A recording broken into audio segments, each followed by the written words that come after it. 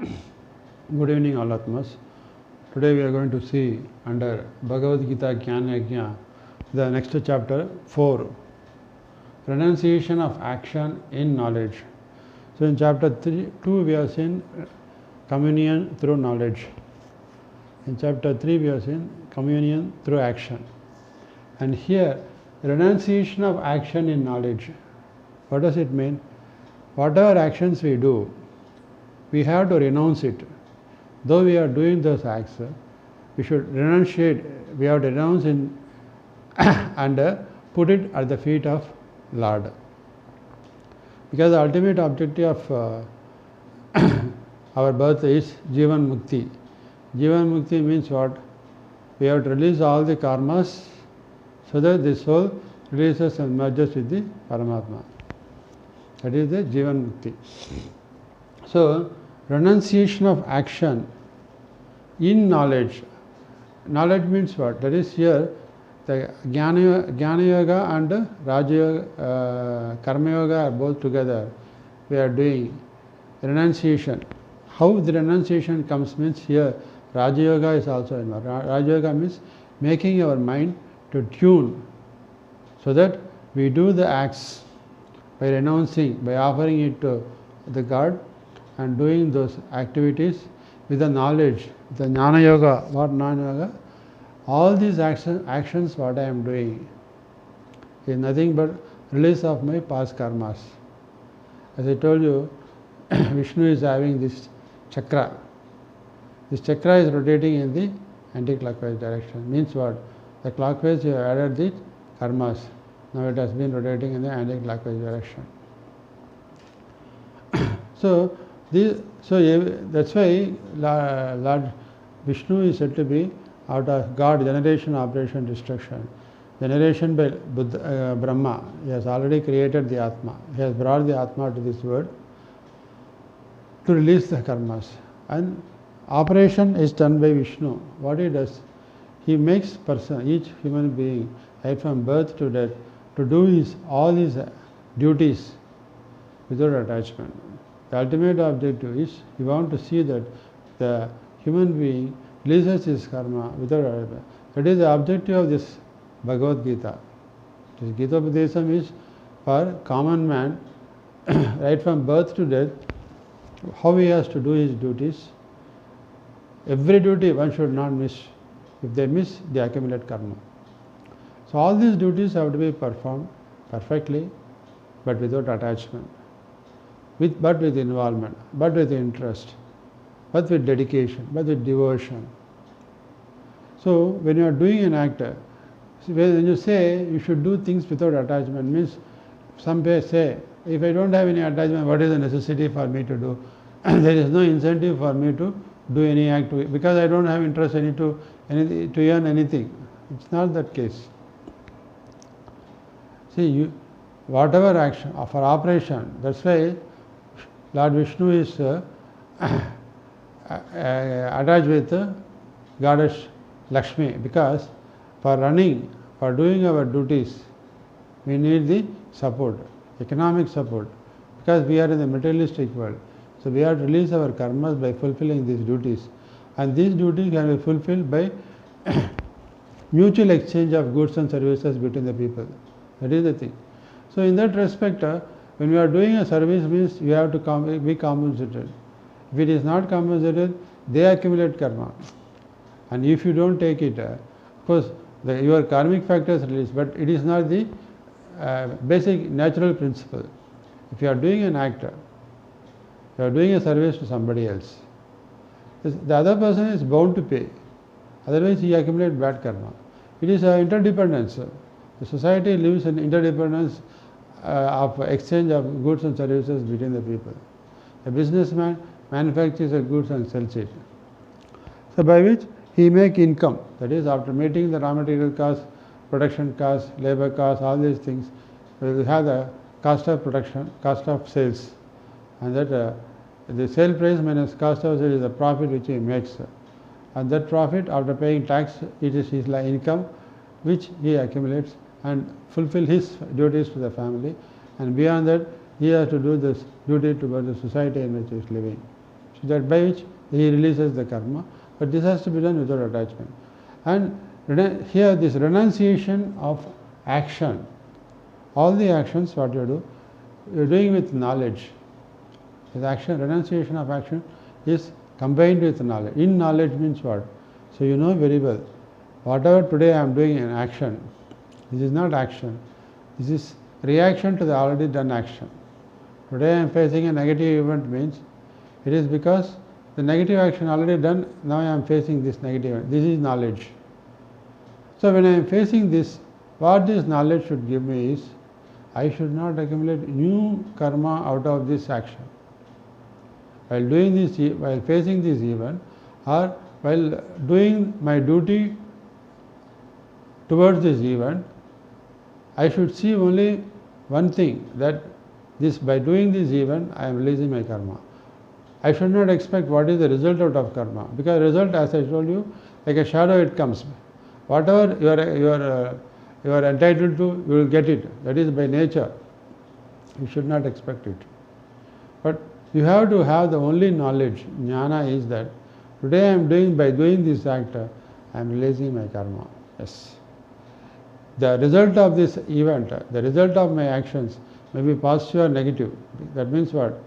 I am doing an act to him. He may pay money or he may cheat me. It's immaterial to me. If he pay me, to the extent work I have done. Suppose the product cost is 1,000 rupees, he has paid 1,000 rupees. The action is nullified. Suppose the product costs 1,000 rupees. He says, please give me credit. How much? 30 days. Okay, 30 days. And expecting 30 days, he will pay by. If it is beyond 30 days, I say I will pay interest at 12%. Okay. But 30 days over, 60 days over, 6 months over, he didn't pay and he ran away. Then what happens? What does it mean? One negative karma to the extent is released. This is the knowledge you understand again. Of course, his duty is not restricted to forgiving and forgetting that loss. No. What is possible? The part of duty is whatever possible way he can able to recover, he should see that he recovers the money by taking legal means, not by illegal or immoral or unethical means. By moral, legal, ethical means he should take the steps to recover the money. By taking that ethical steps, even then he could not pay, write it off. That is the bad debt, and that is the release of negative karma. So until that, whatever actions as a businessman you should do that in a proper legal, ethical and moral way, but without attachment. Whether you are going to get it or not, it is immaterial. But you have to do that duty.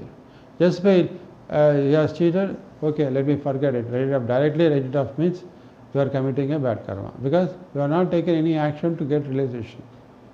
So these are all one of the duties with knowledge should gain. Whatever actions you are doing, do it with knowledge. And that is the principles of this renunciation of action knowledge. In that first sloka is, freed from passion, fear and anger, ever absorbed in this thought and ever dependent on him, many have attained his state, being purified by the fire of knowledge and austerity. So what it says, freed from passion, fear and anger. See, once you have a passion, passion leads to attachment. Attachment means you get expectations. And when that expectations, suppose a businessman is doing with a passion, expecting that I am putting this money, I want to earn minimum 1 crore in a span of 1 year. Yes, this is, with all passion he does the work, because with that expectations he does the work.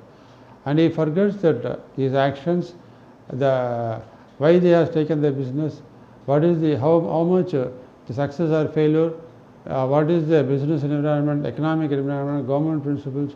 Though he has seen everything and started, what next is going to happen is not known. But that is the Gnana which he should keep in while doing the work. But instead, if he focuses only on making the money, that is passion. So in his passion, when you do any of his duties with passion, what happens? If suppose because of extraneous factors, or because of his overconfidence, because when you get passion, you will be over enthusiastic, you will get overconfidence, you will take more over efforts to see that you make earlier the income that you want to do. So in that steps, your overconfidence or over enthusiasm, or this is within your limitation, or the other thing, the sudden fall in the product demand, or due to economic factors, due to natural calamities, something mishap happens because of which your product would not move and you face loss. At that time what happens? You get, when the changes take place, you get fear and you get anger also. Because suppose you are selling the product, the person is not paying the money because that man is put into business trouble. And you get anger on him because he is not paying the money, he could not able to meet other commitments. Because when you are making a product, you are putting money, the working capital, and once you sell the product, once you get back the money, that money what you get back includes the profit portion, that is your income. But if the money doesn't come, whatever money you are putting is getting blocked and the interest accumulates in the bank. So you need to meet the commitment where the funds are not coming. So then you get fear, what is going to happen to my business? Then you get anger against the customers, why he is not paying now? You are facing a lot of tensions, pressure, all these things multiplies. So passion should not be there. Whatever works, today I am destined to take this business, let me take it. And let me do this wholeheartedly, without any fear or anger. Whatever things, as I told, the person cheated, okay, it may be some other factors, he doesn't want to cheat, but his circumstances may put him in a... But what as a businessman I should do is, I have to follow up with him. If he doesn't pay, I have to take legal steps, whatever way to recover the money. That is the way. So I should not do it with anger, nor fear of losing business. Okay, let me see if government policies changes or the competition changes, then how to meet the business, what is the product mix I should see that, so that I have to think in making a various other product mix so that the profitability is managed. So that is the way one has to think and do works without attachment, so that when your mind is tension free and you don't have passion, your mind will think in different angles according to the circumstance. Whatever arrows you face, then your mind will think which arrow, how to face this arrow. Because when you totally surrender to him, he will give the answer to that. So in the depth of the silence inside you hear the voice of God. When it comes, only you totally surrender to him. So whatever actions you are renounced to him and surrender to him, you pray to him. And depending upon the situation, whatever, this is the situation I am facing, what is the solution? You go and ask him, he will give the answer. And that is the thing what they say. Free from passion, fear and anger. Ever absorbed in his thought and ever dependent on him. So always think of him. So today I am doing this business because of him. Let me always do this. That's why people used to come from the morning when they come before the God, they show the arati, pray to him and then start the business. So they offer everything to him. So like that, when you offer to him and you are always dependent on him, okay, today something negative happened, okay, he is making me to release my karma in that way. Okay. If you give profits to me, he is making me to, you give him money and when I surrender to him, then you will tell us, with this money, after taking care of mundane duties to your micro level family, you will take care of micro level family. That's why great people there are so many great industrialists, entrepreneurs, after satisfying their basic needs, they use this, their earn profits into a trust and they start doing various social activities. Right now we see Infosys, Narayana Murthy, Bill Gates, they have founded so many trusts throughout the world, they are doing great service. And that is the real divinity which God shows to. When you earn money, it's not only you have to accumulate for you. You have a duty to see that the needy people get the need service from you, by which you release the karmas. The accumulation of wealth will be converted into punya, that only you can take with you. And that is the object with which many great people does. With total surrender to him and follow, dependent on him and do their duty. Attain his state. By doing that, you attain the God state. God state means one who takes care of the society. They are treated as God.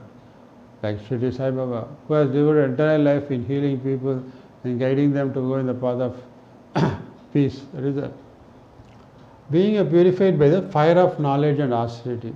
So always whatever things good or bad happens, the fire of knowledge, what happens? when the fire comes, as I told you, the smoke goes off. The more the fire, the more there will not be any smoke, the total light will be there. That light, divine light, gives the buddhi the light of Atma and Paramatma, that removes the ego in you. And that with that, you follow the austerity. Austerity means you don't have any attractions over flamboyant life.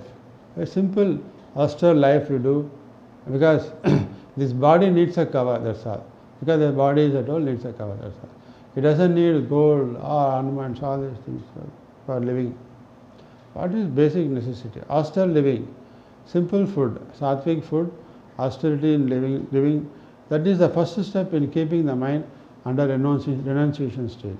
So this one should follow. The next sloka is very, very important sloka.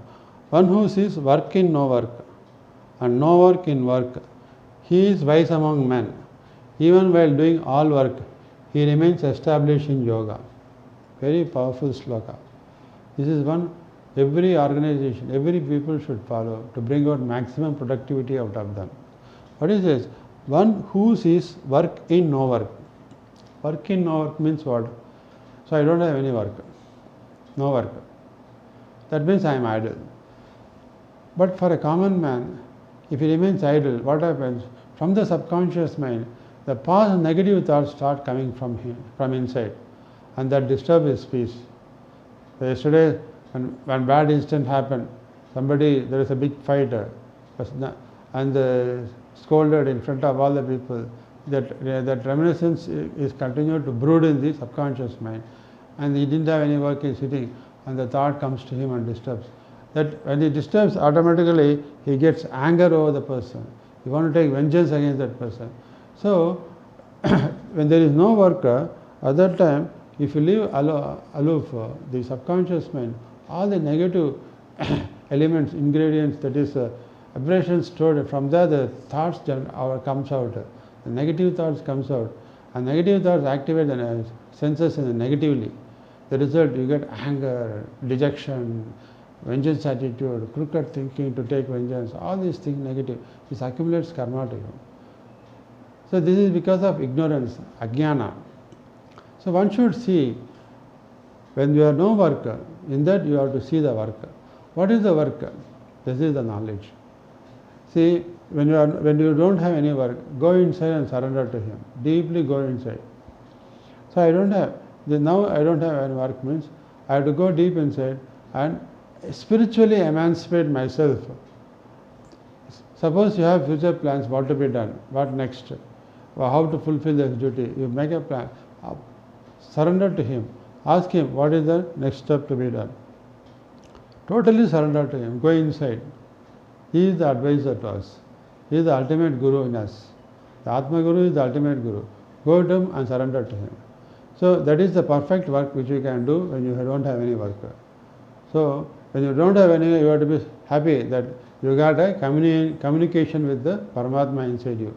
Always when you don't have any, surrender to Him. Go inside and surrender to Him. And seek His guidance to see how you can do the next course of action. And another thing, and no work in work.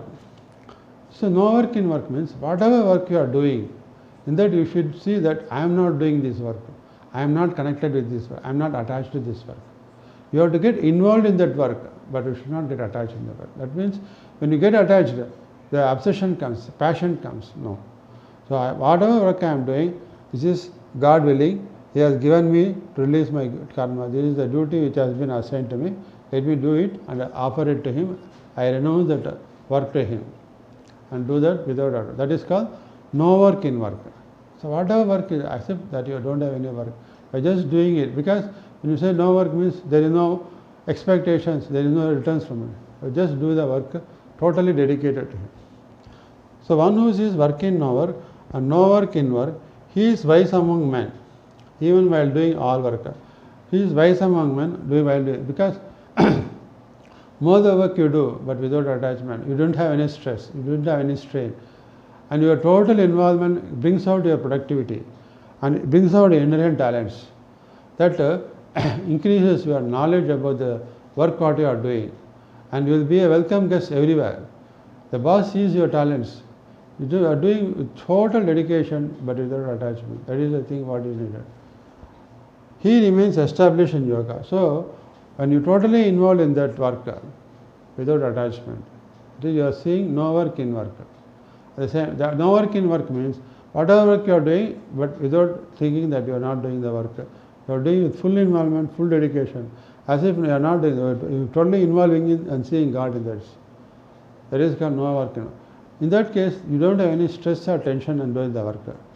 You don't have any attachment. Similarly, when you don't have any work, going surrender to Him, you go to the Anandamaya Kosa, where you get real bliss. That gives you added energy for you to face any situation in the life successfully. This is the important 2 steps in this chapter. Next sloka we will see next session. Thank you.